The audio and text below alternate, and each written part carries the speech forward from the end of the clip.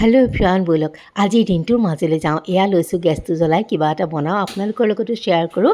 আৰু যোৱাকালি মোৰ বিৰাট ডাঙৰ এটা ভুল হ'ল। এনেকুৱা ভুল বাৰু আপোনালোকৰ হৈছে নাই জনাবচোন দেই।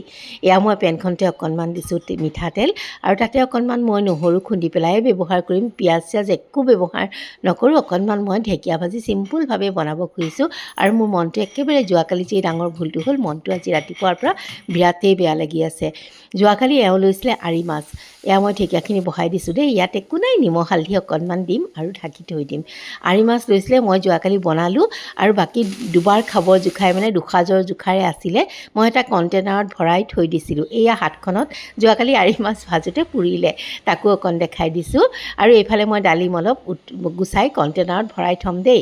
সেইখিনি আচলতে অফিচ যোৱাৰ সময়ত এওঁক টিফিনত দিবলৈ লাগে। নহ'লে মোৰ ৰাতিপুৱা বিৰাট লৰালৰি হয়, সেইকাৰণে এনেকৈয়ে থৈ দিছোঁ।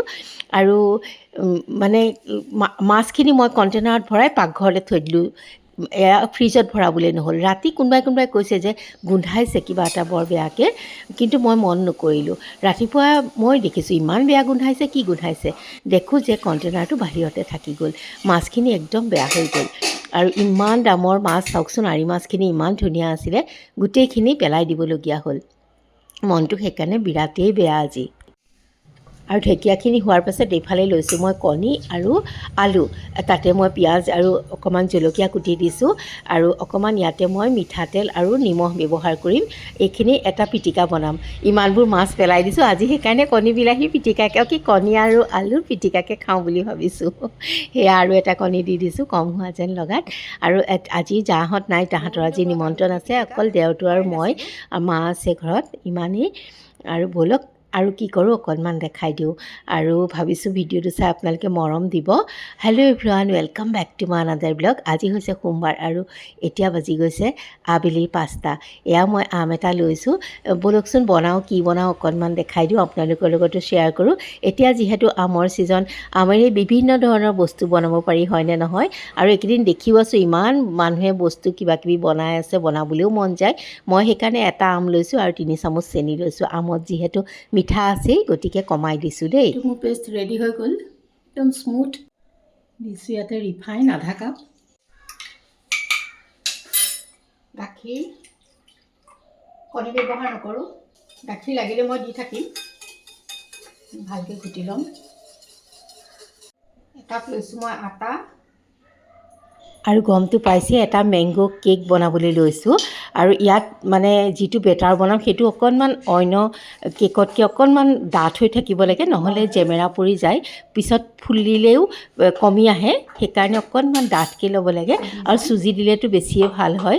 মই পিছে আটাৰেই বনাইছোঁ দেই। আৰু সেইকাৰণে মই ইয়াত গাখীৰ গোটেইখিনি একেলগে দি দিয়া নাই, অলপ অলপকৈ দিম। সেয়া মানে হৈ যোৱাৰ পাছত বেটাৰটো অকণমান ভেনিলা এচেঞ্চো দি দিছোঁ। আৰু এইফালে মই এয়া চাওকচোন দেখাই দিছোঁ, অকণমান মোটা হৈ আছে বেটাৰটো। আৰু এইফালে অকণমান দিছোঁ মই বাটাৰ গলাই পেলাই। নিদিলেও কথা নাই দেই, এইখিনি দিবই লাগিব বুলি কোনো ধৰণৰ কথা নাই। আৰু এয়া মই কেৰাহীটোত পাতি দিছোঁ কেকটো। মই কেৰাহীতেই বনাওঁ যিহেতু, তলত নিমখ দিয়া আছে। আৰু সেইফালে জাৰ ওচৰলৈ যাবলৈ লৈছোঁ। তাৰপাছতে কেকটো উঠাই থৈ পেলাই আৰু আহি ইটো সিটো কাম কৰাৰ পাছত এয়া দেখিছোঁ হৈ গৈছে 40 মিনিটমানৰ ভিতৰত কেকটো মোৰ। আৰু খাবলৈ ভালেই হৈছে, মই কাটিলোঁ অলৰেডি। ব'লক অকণমান দেখাই দিওঁ। আৰু এয়া মই ভাতো খালোঁ।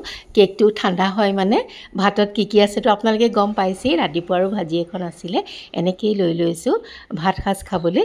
আৰু অকণমান আপোনালোকৰ লগতো শ্বেয়াৰ কৰিছোঁ। আৰু ভাত খোৱাৰ পাছত কেকটোও ঠাণ্ডা হ'ল। ব'লক এতিয়া ধুনীয়াকৈ উলিয়াই লৈছোঁ, কাটিও লওঁ। অকণমান চেপেটা পৰা নিচিনা লাগিছে মোৰ, এনেই যিবিলাক কেক বনালে ফুলি থাকে তাতকৈ অকণমান চেপেটা হৈছে বাৰু, তথাপিতো খাবলৈ বেয়া হোৱা নাইকিয়া। অকণমান বাৰু আপোনালোকক এয়া মই কাটিও দেখাইছোঁ। ইচ্ছা কৰিলে এনেকৈ, এতিয়া যিহেতু ইমান আমৰ বতৰ, বনাই সকলোৱে খায়ে চাগে জানেই, তথাপিতো মই বনাইছোঁ কাৰণে অকণমান দেখাই দিছোঁ। আৰু যোনসকলে বনোৱা নাই এবাৰ বনাই খাই চাব, বহুত টেষ্টি হয়। আৰু তেন্তে আছিলে